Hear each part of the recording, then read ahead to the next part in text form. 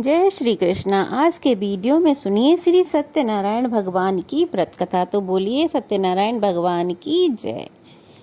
एक समय की बात है, नैमिषारण्य तीर्थ में सौनकादिक 88,000 ऋषियों ने श्री सूत जी से पूछा कि हे प्रभु, इस कलयुग में वेद विद्या रहित मनुष्यों को प्रभु भक्ति किस प्रकार मिल सकती है तथा उनका उद्धार कैसे होगा। हे मुनि श्रेष्ठ, ऐसा कोई तप बताइए जिससे थोड़े ही समय में पुण्य मिले और मनोवांछित फलों की प्राप्ति हो। इस प्रकार की कथा सुनने की हम इच्छा रखते हैं। सर्वशास्त्रों के ज्ञाता सूत जी बोले, हे वैष्णवों में श्रेष्ठ, आप सभी ने प्राणियों के हित की बात पूछी है, इसीलिए मैं एक श्रेष्ठ व्रत आप लोगों को बतलाऊंगा जिसे नारद जी ने लक्ष्मी नारायण जी से पूछा था। आप सभी उसे सावधान होकर सुनिए। एक समय की बात है, योगी राज नारद जी दूसरों के हित की कामना के लिए अनेक लोकों में घूमते हुए मृत्यु लोक में आ पहुँचे। यहाँ उन्होंने अनेक योनियों में जन्मे प्रायः सभी मनुष्यों को अपने अपने कर्मों द्वारा अनेकों दुखों से पीड़ित देखा। उनका देख नारद जी सोचने लगे कि कैसा यत्न किया जाए कि जिसके करने से निश्चित रूप से मानव के दुखों का अंत हो सके। इसी विचार पर मनन करते हुए वह विष्णु लोक में जा पहुँचे। वहाँ वह देवों के देव श्री नारायण की स्तुति करने लगे, जो हाथों में शंख चक्र गदा और पद्म लिए थे तथा गले में बरमाला पहने हुए थे। नारद जी उनकी स्तुति करते हुए बोले कि हे भगवान, आप अत्यंत शक्ति से संपन्न हैं, मन तथा वाणी भी आपको नहीं पा सकती। आपका आदि मध्य तथा अंत नहीं है। निर्गुण स्वरूप सृष्टि के कारण भक्तों के दुख को दूर करने वाले हैं। आपको मेरा नमस्कार है। नारद जी की ऐसी स्तुति सुन भगवान विष्णु बोले, हे मुनि श्रेष्ठ, आपके मन में क्या बात है? आप किस कार्य के लिए पधारे हैं, उसे निसंकोच होकर कहिए। इस पर नारद जी बोले कि मृत्युलोक में अनेक योनियों में जन्मे मनुष्य अपने कर्मों के द्वारा अनेक दुखों से दुखी हो रहे हैं। हे नाथ, आप मुझ पर दया रखते हैं तो बताइए कि वो मनुष्य थोड़े ही प्रयास से अपने दुखों से कैसे छुटकारा पा सकते हैं। तब भगवान श्री हरि बोले, हे नारद जी, मनुष्यों की भलाई के लिए तुमने बहुत अच्छी बात पूछी है। जिसके करने से मनुष्य मोह से छूट जाता है, वह बात मैं तुमसे कहता हूँ, उसे ध्यान पूर्वक सुनो। स्वर्गलोक व मृत्युलोक दोनों में एक दुर्लभ उत्तम व्रत है जो पुण्य देने वाला है। आज मैं प्रेम बस वह तुमसे कहता हूँ। श्री सत्यनारायण भगवान का यह व्रत अच्छी तरह विधान पूर्वक करके मनुष्य तुरंत ही यहाँ सुख भोग कर मोक्ष को प्राप्त हो जाता है।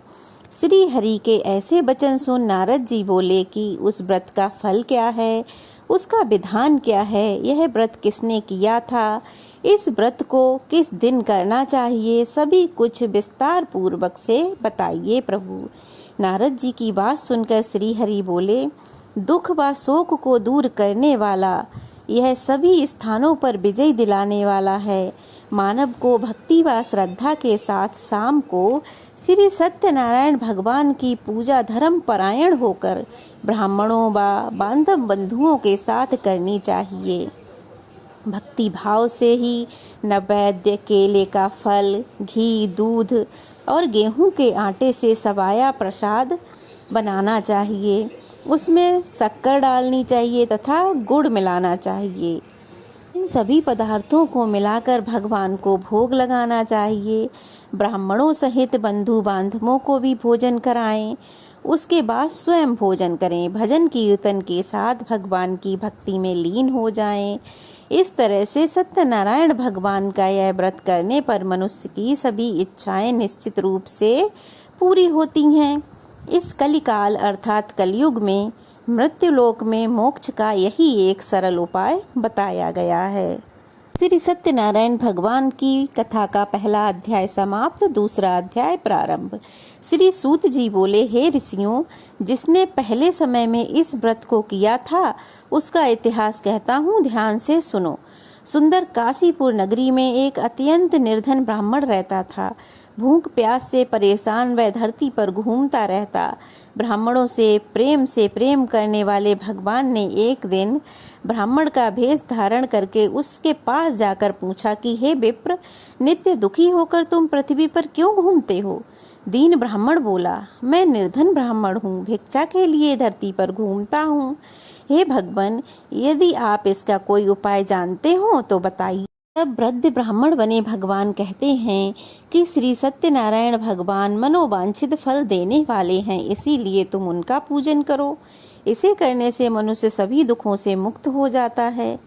वृद्ध ब्राह्मण बनकर आए सत्यनारायण भगवान ने उस निर्धन ब्राह्मण को व्रत का सारा विधान बताकर वह वहाँ से अंतर्ध्यान हो गए। ब्राह्मण मन ही मन सोचने लगा कि जिस व्रत को वृद्ध ब्राह्मण करने को कह गया है, मैं उसे जरूर करूँगा। यह निश्चय करने के बाद उसे रात में नींद भी नहीं आई। वह सवेरे उठकर सत्यनारायण भगवान के व्रत का निश्चय कर भिक्षा के लिए चला गया। उस दिन उसे भिक्षा में बहुत सारा धन मिला, जिससे उसने बंधु बांधवों के साथ मिलकर श्री सत्यनारायण भगवान का व्रत संपन्न किया। भगवान सत्यनारायण का व्रत संपन्न करने के बाद वह निर्धन ब्राह्मण सभी दुखों से छूट गया और अनेक प्रकार की संपत्तियों से युक्त हो गया। उसी समय से यह ब्राह्मण हर माह इस व्रत को करने लगा। इस तरह से सत्यनारायण भगवान के व्रत को जो मनुष्य करेगा वह सभी प्रकार के पापों से छूटकर मोक्ष को प्राप्त होगा।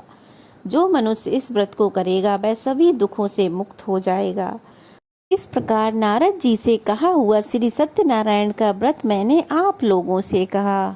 मुनि श्रेष्ठ बोले, हे विप्रवर, इस संसार को और किस किसने किया यह भी हम सब सुनना चाहते हैं। तब श्री सूत जी कहने लगे, हे मुनियों, जिस जिस प्राणी ने इस व्रत को किया है अब उसकी कथा भी सुनो। एक समय वह ब्राह्मण धन और ऐश्वर्य के साथ बंधु बांधवों के सहित पूजन कर रहा था कि उसी समय एक लकड़हारा आया। उसने अपनी लकड़ियां बाहर रख दी और वह ब्राह्मण के घर के अंदर चला गया। प्यास से व्याकुल उस लकड़हारे ने ब्राह्मण को एक व्रत करते हुए देखा। उसे देख वह अपनी प्यास भूल गया और उसने पूछा, हे ब्राह्मण देवता, आप ये किसका व्रत कर रहे हैं? इस व्रत को करने से क्या फल मिलता है, कृपया मुझे भी बताएं। तब ब्राह्मण ने कहा, सब मनोकामनाओं को पूर्ण करने वाला यह श्री सत्यनारायण जी का व्रत है। इनकी ही कृपा से मेरे यहाँ धन धान्य आदि की वृद्धि हुई है। विप्र से इस व्रत के बारे में जानकर वह लकड़हारा बहुत प्रसन्न हुआ। भगवान का चरणामृत लेकर भोजन करने के बाद वह अपने घर को चला गया। अगले दिन लकड़हारे ने निश्चय किया, आज गांव में लकड़ी बेचने के बाद जो भी धन मिलेगा मैं उससे श्री सत्यनारायण भगवान का व्रत करूंगा। ऐसा निश्चय कर वह लकड़हारा लकड़ियों का ढेर अपने सिर पर रख जिस नगर में धनवान लोग रहते थे वहां चला गया। उस दिन लकड़हारे को अपनी लकड़ियों के 4 गुने दाम मिले। अब वह बूढ़ा लकड़हारा प्रसन्न होकर उन पैसों से आटा, दूध, घी, दही, शक्कर और गेहूं का चूर्ण इत्यादि श्री सत्यनारायण भगवान का व्रत करने की इच्छा से सभी सामग्री ले आया। फिर उसने घर आकर अपने सभी बंधु बांधवों को बुलाकर भगवान श्री सत्यनारायण की पूजा और व्रत किया। इस व्रत के प्रभाव से वह बूढ़ा लकड़हारा धन, संतान, सुख आदि सभी सुखों को भोग कर अंत में बैकुंठ धाम को चला गया।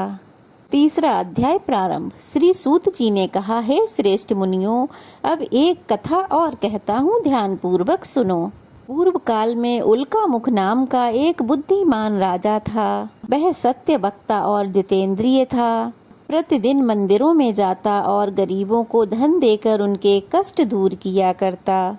उसकी पत्नी सुंदर और सती साध्वी थी। भद्रशिला नदी के तट पर उन दोनों ने श्री सत्यनारायण भगवान जी का व्रत किया। साधु नामक एक वैश्य राजा को व्रत करते देख उनसे पूछने लगा, हे राजन, भक्ति युक्त मन से आप यह क्या कर रहे हैं? मेरी सुनने की बड़ी इच्छा है। तब महाराज उल्कामुख ने कहा, हे साधु वैश्य, मैं अपने बंधु बांधवों के साथ संतान प्राप्ति के लिए श्री सत्यनारायण भगवान का व्रत कर रहा हूँ। वह साधु बोला, हे राजन, मुझे भी इसका विधि विधान बताइए, मैं भी यह व्रत करूँगा। मुझे कोई संतान नहीं है और मुझे विश्वास है कि इससे निश्चय ही मेरे यहाँ भी अवश्य संतान होगी। राजा से सब विधान सुन व्यापार से निवृत्त हो वह वैश्य खुशी खुशी अपने घर को आ गया। वैश्य ने अपनी पत्नी लीलावती से संतान देने वाला उस व्रत का समाचार सुनाया और निश्चय किया, जब हमारे यहाँ संतान होगी तब मैं भी इस व्रत को अवश्य करूँगा। साधु ने इस तरह के वचन अपनी पत्नी लीलावती से कहे। एक दिन लीलावती पति के साथ आनंदित हो सांसारिक धर्म में प्रवृत्त होकर सत्यनारायण भगवान की कृपा से गर्भवती हो गई।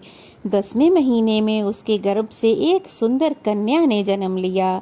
दिनों दिन वह कन्या ऐसे बढ़ने लगी जैसे शुक्ल पक्ष का चंद्रमा बढ़ता है। माता पिता ने अपनी कन्या का नाम कलावती रखा। एक दिन लीलावती ने मीठे शब्दों में अपने पति को याद दिलाया कि आपने सत्यनारायण भगवान के जिस व्रत को करने का संकल्प किया था उसे करने का समय आ गया है। अब आप इस व्रत को कर लीजिए। साधु बोला, हे प्रिय, इस व्रत को मैं अपनी पुत्री के विवाह के समय पर करूँगा। इस प्रकार उसने अपनी पत्नी को आश्वासन दे दिया और वह नगर को चला गया। कलावती पिता के घर में रहकर बड़ी होने लगी। साधु ने एक बार नगर में अपनी कन्या को सखियों के साथ खेलते देखा तो उसे समझ आया, मेरी कन्या तो बड़ी हो गई है। उसने तुरंत ही दूत को बुलाया और कहा, मेरी कन्या के योग्य वर देख कर आओ। साधु की बात सुनकर दूत कंचन नगर में जा पहुंचा और वहां देखभाल कर लड़की के योग बाणिक पुत्र को ले आया। सुयोग लड़के को देखकर साधु ने बंधु बांधवों को बुलाकर अपनी पुत्री का विवाह करा दिया। लेकिन दुर्भाग्य की बात ये कि साधु ने अभी भी श्री सत्यनारायण भगवान का व्रत नहीं किया। इस पर श्री सत्यनारायण भगवान क्रोधित हो गए और श्राप दिया कि साधु को अत्यधिक दुख मिले। अपने कार्य में कुशल साधु बनिया जमाई को लेकर समुद्र के पास स्थित होकर रतन सागर नगर में आया। वहां जाकर वह दामाद ससुर दोनों मिलकर राजा चंद्रकेतु के नगर में व्यापार करने लगे। एक दिन भगवान सत्यनारायण की माया से एक चोर राजा का धन चुराकर भाग रहा था। उसने राजा के सिपाहियों को अपना पीछा करते देखा। उसने वह सब चुराया हुआ धन वहां रख दिया जहां साधु वैश्य अपने जमाई के साथ ठहरा हुआ था। राजा के सिपाहियों ने साधु वैश्य के पास जाकर राजा का धन पड़ा देखा तो वह ससुर जमाई को बंदी बनाकर प्रसन्नता के साथ राजा के पास ले आए और कहा कि हम उन दोनों चोरों को पकड़ लाए हैं, आगे आप कार्रवाई कीजिए राजा जी। अब क्या था, राजा की आज्ञा से उन दोनों ससुर जमाई को कठिन कारावास में डाल दिया गया और सारा धन उनसे छीन लिया गया। श्री सत्यनारायण भगवान के श्राप से साधु की पत्नी भी बहुत दुखी हुई। घर में जो धन रखा था उसे चोर चुरा कर ले गए। शारीरिक तथा मानसिक पीड़ा व भूख प्यास से अति दुखी हो अन्न की चिंता में कलावती एक ब्राह्मण के घर गई। वहां उसने श्री सत्यनारायण भगवान का व्रत होते देखा। फिर कथा सुनी और प्रसाद ग्रहण कर वह रात को घर वापस आई। तब माता ने कलावती से पूछा कि हे पुत्री, अब तक तुम कहाँ थीं? तेरे मन में क्या है? कलावती ने अपनी माता से कहा कि हे माता, मैंने एक ब्राह्मण के घर में श्री सत्यनारायण भगवान का व्रत देखा है। वहीं मैं कथा सुन रही थी और प्रसाद ग्रहण करके आई हूँ, इसीलिए देर हो गई। अपनी कन्या के वचन सुन लीलावती को भगवान सत्यनारायण के व्रत करने का याद आया तो उसने भी भगवान के व्रत और पूजन की तैयारी करने लगी। लीलावती ने परिवार में बंधु बांधवों सहित सत्यनारायण भगवान की पूजा की और उनसे वर मांगा कि मेरे पति तथा जमाई शीघ्र ही आ जाएं। साथ ही ये भी प्रार्थना की कि हमें क्षमा कर दीजिए, हमने आपका व्रत पालन नहीं किया, हम सबको क्षमा कर दीजिए। श्री सत्यनारायण भगवान इस व्रत से संतुष्ट हो गए और राजा चंद्रकेतु को स्वप्न में दर्शन देकर कहा कि हे राजन, तुम उन दोनों वैश्यों को छोड़ दो और तुमने जो उनका धन लिया है उसे वापस कर दो। अगर ऐसा नहीं किया तो मैं तुम्हारा सारा राज्य, धन, संतान सब नष्ट कर दूंगा। राजा को स्वप्न में ऐसा कहकर भगवान अंतर्ध्यान हो गए। अब प्रातःकाल ही सभा में राजा ने अपना सपना सुनाया और फिर बोले कि बाणिक पुत्रों को कैद से मुक्त कर सभा में लाओ। उन दोनों के आते ही राजा ने उनको प्रणाम किया। राजा मीठी वाणी में बोला, हे महान भावों, भाग्य बस तुम्हें ऐसा कठिन दुख प्राप्त हुआ है, लेकिन अब तुम्हें ऐसा कोई भय नहीं है। ऐसा कह राजा ने उन दोनों को नए वस्त्र आभूषण पहनाए और जितना धन लिया था उससे दोगुना धन वापस कर दिया। दोनों वैश्य अब अपने घर को चल दिए। चौथा अध्याय प्रारंभ। श्री सूत जी बोले, वैश्य ने मंगलाचार कर अपनी यात्रा आरंभ की और अपने नगर की ओर चल दिया। उनके थोड़ी दूर जाने पर एक दंडी भेषधारी श्री सत्यनारायण भगवान ने उनसे पूछा कि साधु तेरी नाव में क्या है? अति वाणी बाणिक हंसता हुआ बोला, हे दंडी, आप क्यों पूछते हो? क्या धन लेने की इच्छा है? मेरी नाव में तो लता पत्ता भरे हुए हैं। वैश्य के कठोर वचन सुन भगवान बोले, तुम्हारा वचन सत्य हो। दंडी ऐसे वचन कह वहां से दूर चला गया और कुछ दूर जाकर दंडी महाराज समुद्र के किनारे बैठ गए।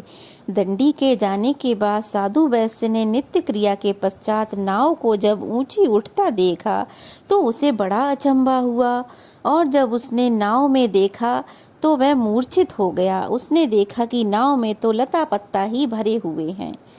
जब उसकी मूर्छा खुली तो वह अत्यंत शोक में डूबा वहां बैठा। तब उसका दामाद बोला कि आप शोक क्यों मना रहे हैं? यह तो दंडी का श्राप है, इसीलिए अब हमें उनकी शरण में चलना चाहिए, तभी हमारी मनोकामना पूरी होगी। दामाद की बात सुनकर वह दंडी के पास जा पहुँचे और अत्यंत भक्ति भाव होकर नमस्कार करके बोले, मैंने आपसे जो असत्य वचन कहे थे उनके लिए हमें क्षमा कर दीजिए। और ऐसा कहकर महान शोकातुर होकर रोने लगा। तब दंडी भगवान बोले, हे बाणिक पुत्र, मेरी आज्ञा से बार बार तुम्हें दुख प्राप्त हुआ है। तू मेरी पूजा से विमुख हुआ है। साधु बोला, हे भगवान, आपकी माया से ब्रह्मा आदि देवता भी आपके रूप को नहीं जानते, तो मैं अज्ञानी कैसे जान सकता हूँ? आप प्रसन्न होइए, मैं सामर्थ्य के अनुसार आपकी पूजा अवश्य करूँगा। आप मेरी रक्षा कीजिए और पहले के समान मेरी नौका में धन भर दीजिए। साधु वैश्य के भक्तिपूर्वक वचन सुनकर भगवान प्रसन्न हो गए और उसकी इच्छा अनुसार वरदान देकर अंतर्ध्यान हो गए। ससुर जमाई जब नाव पर आए तो नाव पहले की तरह ही धन से भरी हुई थी। फिर वहीं अपने अन्य साथियों के साथ उन्होंने सत्यनारायण भगवान का पूजन किया और फिर अपने नगर की ओर चल दिए। जब नगर के नज़दीक पहुँचे तो दूत को घर पर खबर देने को भेज दिया। दूत साधु की पत्नी को प्रणाम कर कहता है कि मालिक अपने दामाद के साथ नगर के निकट आ गई हैं। दूत की बात सुन साधु की पत्नी लीलावती ने बड़े हर्ष के साथ सत्यनारायण भगवान का पूजन कर अपनी पुत्री कलावती से कहा कि मैं अपने पति के दर्शन को जाती हूँ, तू कार्य पूर्ण कर शीघ्र ही आ जाना। माता के ऐसे वचन सुन कलावती जल्दी जल्दी में प्रसाद छोड़कर अपने पति के पास चली गई।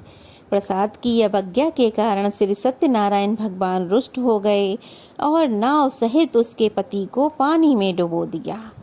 कलावती अपने पति को ना पाकर रोती हुई जमीन पर गिर गई। नौका को डूबा हुआ देख व कन्या को रोता देख साधु बहुत दुखी होकर बोला, हे प्रभु, मुझसे तथा मेरे परिवार से जो भूल हुई उसे क्षमा करें। साधु के दीन वचन सुनकर श्री सत्यनारायण भगवान प्रसन्न हुए और फिर आकाशवाणी हुई कि हे साधु, तेरी कन्या मेरा प्रसाद छोड़कर आई है, इसीलिए उसका पति अदृश्य हो गया है। यदि वह घर जाकर प्रसाद खाकर लौटती है तो इसे इसका पति अवश्य ही मिलेगा। ऐसी आकाशवाणी को सुनकर कलावती घर पहुंची और प्रसाद खाई। फिर उसके बाद आकर अपने पति के दर्शन किए। उसके बाद साधु अपने बंधु बांधवों सहित श्री सत्यनारायण भगवान का विधि विधान से पूजन करता है। इस लोक का सुख भोग कर अंत में वह स्वर्ग लोक को जाता है। श्री सत्यनारायण भगवान का 5वां अध्याय प्रारंभ। श्री सूत जी बोले, हे ऋषियों, मैं एक और कथा कहता हूँ, उसे भी ध्यान पूर्वक सुनो। प्रजा पालन में लीन एक तुंगध्वज नाम का राजा था। उसने भी भगवान का प्रसाद त्याग कर बहुत दुख सहन किए। एक बार वन में जाकर वन्य पशुओं को मारकर वह बड़ के पेड़ के नीचे बैठ गया। वहाँ उसने ग्वालों को भक्ति भाव से अपने बंधु बांधवों सहित श्री सत्यनारायण भगवान का पूजन करते देखा। अभिमान बस राजा ने उन्हें देखकर और ना तो वह पूजा स्थान पर गया, ना भगवान को नमस्कार किया। ग्वालों ने राजा को देखा तो ग्वालों ने राजा को प्रसाद दिया, लेकिन राजा ने वह प्रसाद नहीं खाया और प्रसाद को वहीं छोड़कर वह अपने नगर को चला गया। जब वह नगर में पहुंचा तो वहां सब कुछ तहस नहस हुआ पाया।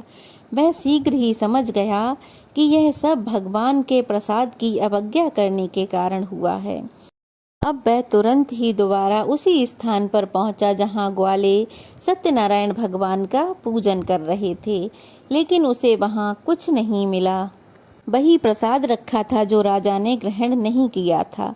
अब वहां पहुंचकर राजा ने वह प्रसाद खाया, सत्यनारायण भगवान की पूजा करी तो सत्यनारायण भगवान की कृपा से सब कुछ पहले जैसा हो गया। दीर्घ काल तक सुख भोगने के बाद मरणोपरांत वह राजा स्वर्ग लोक को प्राप्त हुआ। जो मनुष्य परम दुर्लभ इस व्रत को करेगा, वह भगवान सत्यनारायण की अनुकंपा से धन धान्य से परिपूर्ण हो जाएगा, निर्धन धनी हो जाता है और भय मुक्त हो अपना जीवन जीता है। संतानहीन मनुष्यों को संतान का सुख मिलता है और सारे मनोरथ पूर्ण होने पर मानव अंत काल में वैकुंठ धाम को जाता है। श्री सूत जी बोले, जिन्होंने पहले इस व्रत को किया है, अब मैं उनके दूसरे जन्म की कथा कहता हूँ, ध्यान पूर्वक सुनो। वृद्ध सतानंद ब्राह्मण ने सुदामा का जन्म लेकर मोक्ष की प्राप्ति की। लकड़हारे ने अगले जन्म में निषाद बनकर मोक्ष प्राप्त किया। उल्का मुख नाम का राजा दशरथ बनकर वैकुंठ धाम को गए। साधु नाम के वैश्य ने मोरध्वज बनकर अपने पुत्र को आरे से चीर कर मोक्ष पाया। महाराज तुंगध्वज ने स्वयंभू होकर भगवान में भक्ति युक्त हो कर्म कर मोक्ष को प्राप्त किया। श्री सत्यनारायण भगवान की कथा समाप्त। सभी प्रेम से बोलिए सत्यनारायण भगवान की जय। प्रेम से बोलो जय श्री सत्यनारायण भगवान। तो कथा कैसी लगी कमेंट बॉक्स में बताइएगा। नए हैं तो चैनल को सब्सक्राइब कीजिएगा।